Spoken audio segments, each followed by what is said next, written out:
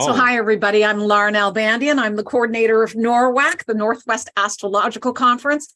And I'm here with my colleague and dear friend, Samuel Reynolds. And what we want to do is a quick conversation today about NORWAC's diversity policy and diversity scholarships and looking back. So we were just having this conversation a moment ago before we decided to record. I hit the record that NORWAC's Diversity Scholarship has gone back to 2015.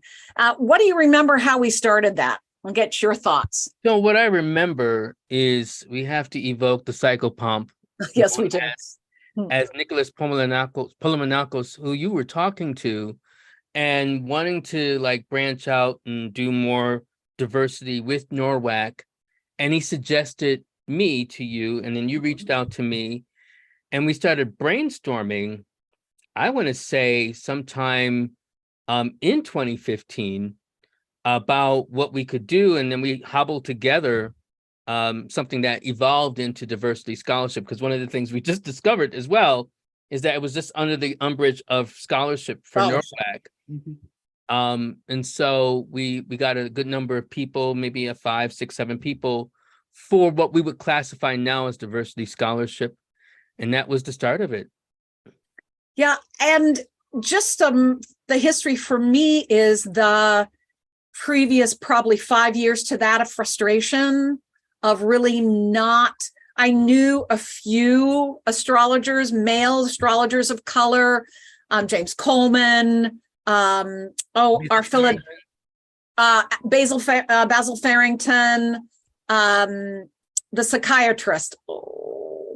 He wrote a book, Signs of Mental Illness. I'm blanking on his name. Doctor. I can see his face. I know. I can see his face too. He did a keynote at NORWAC, and I struggled to find women of color. We did have a few over time. Maria. Yes. And so I just felt stymied. I was, searching African-American astrologers, Black astrologers, you name it. I was putting in his search engines, not coming up with much. So I called, that's when I reached out to Nicholas and said, Nicholas, help. I need help. I'm been trying, because I was accused of not having diversity, and rightly so, as the whole astrological community was white. The lecturers were white, the attendees were white. It was very, that. And so I tried to ask, and I was given the feedback that it was my job to go out and find them. So I will do my best to do that, and came up woefully short. And thankfully, Nicholas did direct me towards you, and we have created quite a connection and made quite a team for this. In the last 7, almost 8 years here of diversity, we have tried to spread diversity into other areas of the astrological community, sometimes with no luck and sometimes with results. It has been, NORWAC has sort of been this bastion of, because I'm the boss, I can make the decision, and I don't have to check in with a board. I don't have to do any of that. So it was, anyway, it was always an intention of mine, and I am thrilled that it came to fruition with you taking the lead and making it happen. I couldn't have done it without you. So thank you. Well, true. I'm glad it happened. I'm glad that we've come together. I'm glad to see the growth that we've seen in the astrological community, with NORWAC kind of being at the ground zero for this wave of it. I'm not going to say we were the ground zero for all of history, but I would say, for the 21st century, I think it's led to some significant changes. Absolutely. And so we've had, as I've said, we're cruising into our 8th year, and some years we've had more and some years we've had less, but we've had fantastic response. We've looked for young it doesn't matter. We've looked for folks of color, of diversity, marginalized communities that have not had a voice or a place or given a platform. And we've just tried to elevate that. And we've looked for folks who want to participate in the astrological community, who want to not just study astrology, they want to be part of the community. They want to lecture, teach, write, whatever it might be to contribute to the astrological community overall, right? Yeah, and they also, I mean, we kind of stumbled through, over the years and figuring out how do we do this. And I think what we've fine-tuned is not a dream applicant, but what is an applicant going to bring to the community? A lot of people apply for the NORWAC Diversity Scholarship with the idea like, I love astrology, blah, blah, blah, and I want to do more with astrology, not realizing what we're looking for is like, how has that love transformed or been related to action? What have you done? What are you doing? Because what we've seen over the years of doing this is that this scholarship to attend NORWAC becomes an accelerator for many who come to attend. Like what we have been able to see is that there is a significant empirical difference that we could tabulate, but we haven't tabulated this way. But between those who come to, who have their careers before NORWAC and then what happens after NORWAC, that somehow it emboldens them. And this is not just trying to lay claim for their success. It's more so that it's a breakthrough for them. It is. And I think the breakthrough for them is being among people who speak their language, that they can be around people who speak their language and not sound like an idiot, right? And that they know more than what they may think, that they are welcomed and that there's space for them. That's because it. A lot of the argument that I would hear from people who will remain nameless, in organizations that will remain nameless, I could, but I'm not. Nope. Is to set up. A lot of them said, well, it's not like we're hanging out any shingles that say no blacks, no gays, no other queers, no trans allowed. So I don't know what the deal is. Well, the deal is we weren't inviting them. They didn't necessarily feel welcomed because, it's kind of like this open mindset, not recognizing or being aware that this whiteness, right, which isn't a sin in of itself for some things, but it doesn't necessarily mean like, okay, that people felt like there was representation or that they were welcomed or they would be understood in terms of their difference and kind of approaches. And I think NORWAC became not just this personal accelerator for these astrologers who've attended, but also in terms of the community, because now we have seen other organizations who have sprouted up with their own scholarships. And so Absolutely. who now see the value of diversity. And one of the things I'll say to you, because I don't think you can say it, is that NORWAC, as a regional conference for, 30 something years, right? Almost When I 40. went there, almost 40. But at the time, it was 30, I don't remember, I'm not going to count. Okay, maybe it was 32 years. At 32 years, or maybe even 31 years, was a small conference, and we had this idea that there were regional conferences, and then the orgs had the bigger conferences, and then the big one was UAC. And what we've seen now is that NORWAC has grown to the point where it rivals and even supersedes some organizational conferences. Yes. And then even as we saw in 2020, in terms of numbers, it surpassed, UAC and some other numbers. So I think one of the things we recognize is that diversity is something that this community needed, and that it demonstrates that opening the doors, one, translates into broadening the community, but it's also something that helps to grow organizations. There's a particular organization, again, I don't have to name anything, that I've heard say like, well, we don't pick speakers or people based on race or gender or things like that. Well, they're probably going to die, right? And that's the, I'm not just trying to be mean, but it's recognizing that if you're not going to be willing to invite and say that we are going to have representation, because a lot of people think that if we're going to judge by race or ethnicity or other things, that we have to diminish quality. but there are many people who are doing quality work and have been doing quality work that have been marginalized. Without question. And I think, again, for me, the key phrase that you said, that we created space for them, we invited them, right? And that is, my mother always said to me, you know, I give you the opportunity, you have to do something with it, because I've always been grateful for what she gave me, right? But she could have handed it to me and I could have pissed it away, right?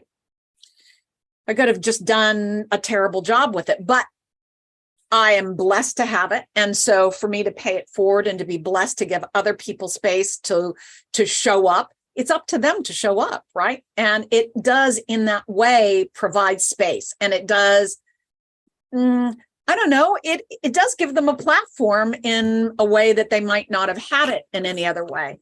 One of the things that I wanted to ask you about is is your perception of how over the last 7 years, the diversity scholarships in NORWAC, and then now as they're popping up in other organizations and conferences, how that has changed the makeup of the astrological community as you see it? It's created definitely a spectrum of people who haven't been as present, whether we want to identify that on the level of race, but also in terms of the number of people who come from the LGBTQIA plus community. It also in terms of indigenous voices and wanting to be seen and heard.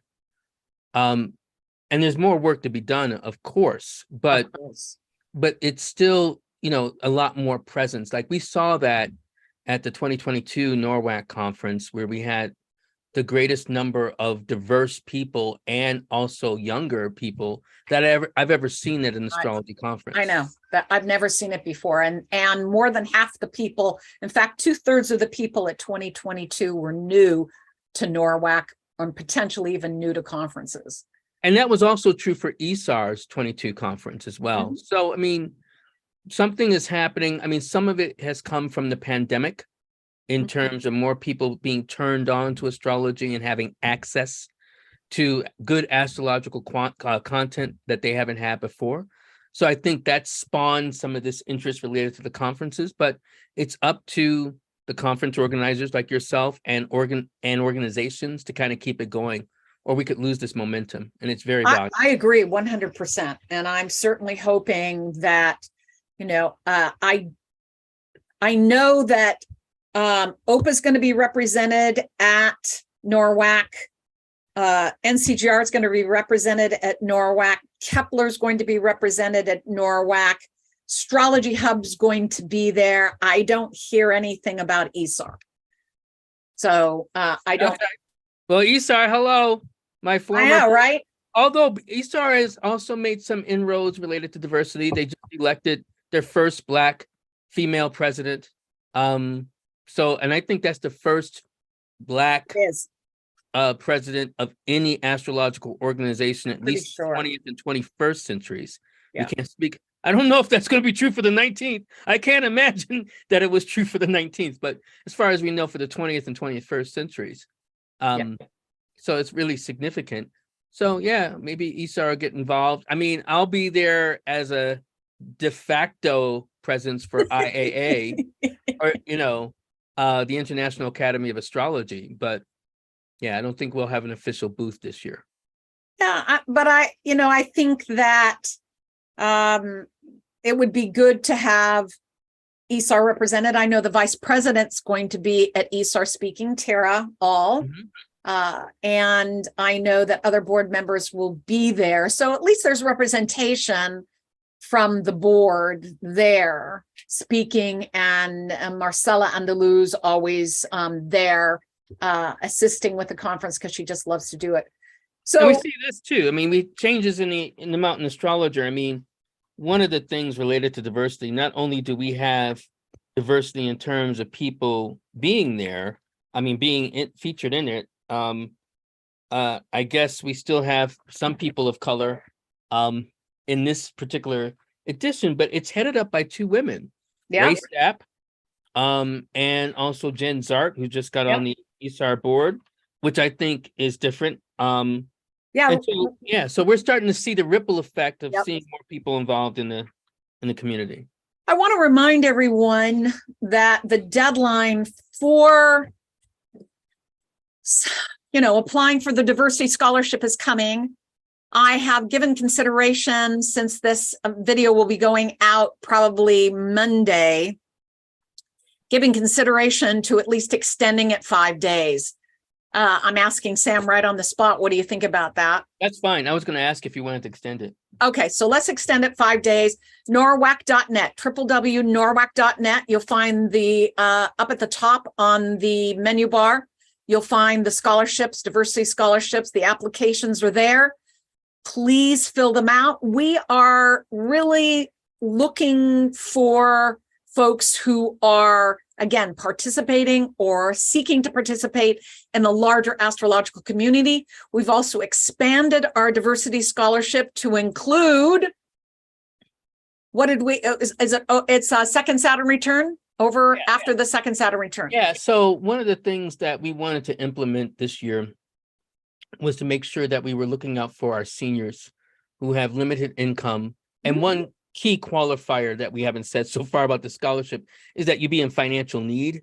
So it's not just a matter of diversity. Right. It's like, well, it's like, yeah, I don't feel like spending that much. I don't want to do that. No, it's for those who are in financial need, but yes, we recognize that there's a growing number of seniors in our country and North America who don't have access to the resources to both be able to travel and attend the conference, and then, have, to be able to live while they're away. So we're doing 15 in-person scholarships.